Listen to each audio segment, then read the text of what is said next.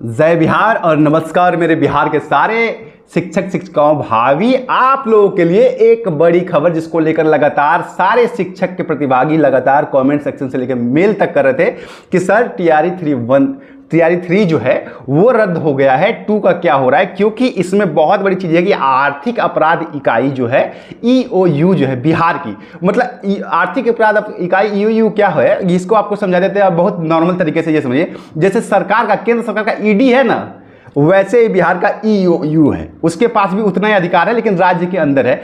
तो उसने जब इस बात को साबित किया, हालांकि पहले तो सरकार उसकी भी रिपोर्ट मान नहीं रही थी, पहले तो शिक्षा विभाग बीपीएससी उसको कह रही थी कि और सबूत लेके आइए, लेकिन जब वहां पे सबूत पेश किए गए पूर्ण तरीके से तो उसके बाद टीआरई 3 को रद्द कर दिया गया। हालांकि अभी इसको पूर्णतः रद्द नहीं किया गया, मैं आपको ये भी बताता हूं। लेकिन यहां एक बड़ी चीज ये हो गई है कि ये आर्थिक अपराध इकाई जो है उसने टीआरई 2 में भी सेम इसी तरह की गड़बड़ी पाई है। और तमाम न्यूज आउटलेट्स की बात छोड़ दीजिए, जो साक्ष्य संग्रह जो है ईओयू कर रही है उसमें आपको दिखेगा कि तमाम जिलों से अभ्यर्थियों को, जैसे झारखंड में टीआरई 3 में ट्रेंड किया जा रहा था, उसी तरीके से टीआरई 2 में भी तमाम जिलों से बच्चे गोपालगंज से, छपरा से ला करके आरा में ट्रेंड करने की सूचना मिली है। उसके सबूत जो है वो ईओयू को मिले हैं, ईओयू को। ठीक है, अब ऐसे में क्या टीआरई 2 भी रद्द होगी और टीआरई 1 तक जांच जाएगी? इसमें एक बड़ी चीज मैं आपको ये बताता चलूं कि यहां ये बात इसलिए जरूरी है कि मैं उन अभ्यर्थियों से बिल्कुल शिकायत नहीं है कि जो बच्चे अपनी मेहनत के दम पे सेलेक्ट हुए हैं, लेकिन जो इस तरीके से धांधली के जरिए सेलेक्ट होकर के उन बच्चों को बाहर का रास्ता दिखा दिए जो पूरी मेहनत से 1 नंबर 2 नंबर से फेल हो गए, उनके साथ कितना बड़ा विश्वासघात हुआ। और सरकार अपनी फुल प्रूफ व्यवस्था जो दिखा रही थी वो कहां बैठी हुई थी जब ये पूरे एग्जाम की प्रक्रिया खत्म हो गई, नियुक्त हो गए और इसमें ना जाने कितने धांधली वाले शिक्षक आ गए।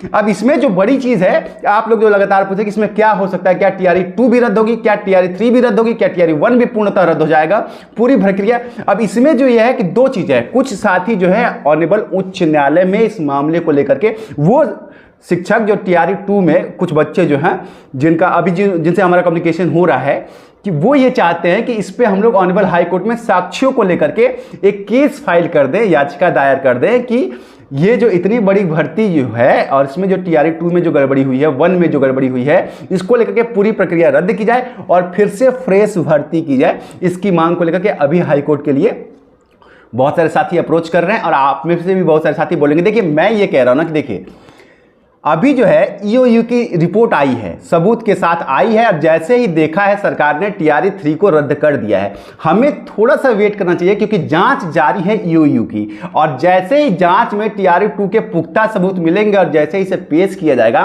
फिर सरकार की मजबूरी होगी कि इस एग्जाम को रद्द करना ही पड़ेगा।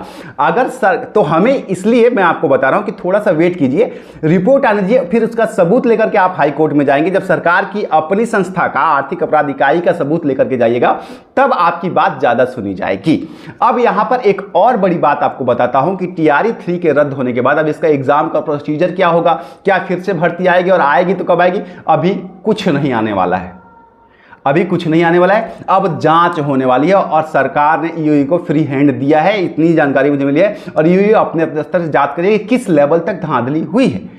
जैसे ही ये चीज क्लियर हो जाएगी उसके बाद आपको एक बड़ा मैसअप देखने को मिलेगा। और इसमें जो है, जो लोग ये कह रहे हैं कि क्या टीआरई 2 के शिक्षकों की नौकरियां चली जाएंगी जो ज्वाइन हो गए, नहीं, इसकी संभावना कम है, मैं आज ही आपको बता रहा हूं। लेकिन हाँ, ये हो सकता है कि जितने लोगों के खिलाफ सबूत मिलेगा सब जेल में जाएंगे, सबकी नौकरियां जाएंगी और सारे पद खाली होंगे और ये एक बड़ी संख्या हो सकती है। फिलहाल तो आपको टीआरई 2 के शिक्षक सुरक्षित हैं, लेकिन जिसने भी गड़बड़ी की है, मैं आपको बता दूं, अगर आपने गड़बड़ी करके किसी ईमानदार बच्चे का सीट लिया है और आप धांधली से आए हैं, आपके लिए खतरा है साहब। या तो आप नौकरी छोड़ के खुद चले जाइए, मैं आपको डरा नहीं रहा हूं, वरना पकड़े जाइएगा तो जेल भी जाइएगा और नौकरी भी जाएगी। और ये जांच जो है अब खुल गई है, इसको हम लोग प्रेस भी कर रहे हैं और जल्दी ही जांच एजेंसी से हम लोग संपर्क करके तमाम और भी बहुत सारे साथी जो सबूत देने की बात करें कि हमारे पास भी इस बात का सबूत है, तो आप लोग जो है आर्थिक अपराध इकाई को खुद भी सबूत दे सकते हैं। फिलहाल के लिए आपको थोड़ा सा पेशेंस और रखना पड़ेगा। जो साथी हाई कोर्ट का अप्रोच कर रहे हैं, देखिए हाई कोर्ट में एज एन एडवोकेट हम तो आपको बोल ही देंगे कि आइए केस कर लीजिए, आपका फायदा ही हो जाएगा। लेकिन हमारा थोड़ा सा नेचर ऐसा नहीं है, क्योंकि अभ्यर्थी जो है बड़ा मुश्किल से 2-2 रुपये चंदा इकट्ठा करके 100-200 हज़ार इकट्ठा करके आता है, फिर उसकी लूट नहीं होनी चाहिए। इसलिए थोड़ा सा आप लोग रुक जाइए। EOU का सबूत आने दीजिए, आर्थिक अपराध इकाई का TRE-2 का सबूत फाइनल हो जाने दीजिए कि क्या क्या सबूत लेके आती है। अगर आ जाएगा तो आपको 1 पैसा नहीं देना पड़ेगा, उस सबूत के बेस पे हम हाई कोर्ट में आपके पक्ष से याचिका दायर कर देंगे। बस आप लोग 4-5 लोग जो हैं अपनी तरफ से याचिकाकर्ता बन जाइएगा, पैसा वैसा का टेंशन छोड़ दीजिए, जनहित में हम आपके लिए कार्य कर देंगे। फिलहाल यही आपके लिए जानकारी है कि TRE-3 रद्द हो गया। आज कब हो रहा है इसको लेकर के मैं आपको जल्दी ही बताऊंगा, क्योंकि शिक्षा कमेटी की बैठक होने वाली है होली के बाद। जैसे ही हो के वहाँ से क्या निकल के आता है शिक्षा विभाग की, उसके बाद हम आपको आकर के बता देंगे। तब तक के लिए होली मनाइए, एंजॉय कीजिए, मिलता हूँ। और होली अगर बीत गई है आपकी तो थोड़ा सा अब नशे से बाहर आइए और अपने कैरियर पर ध्यान दीजिए। मिलता हूँ, प्रणाम।